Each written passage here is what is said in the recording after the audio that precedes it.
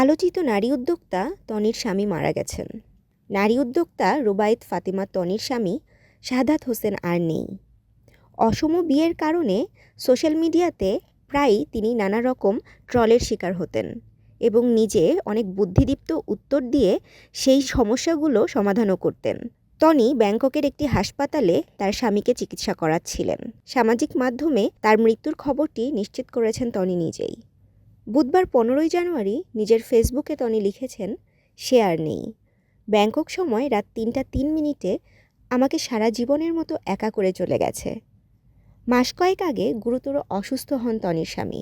অবস্থা অবনতির দিকে গেলে ব্যাংকক নেওয়া হয় তাকে।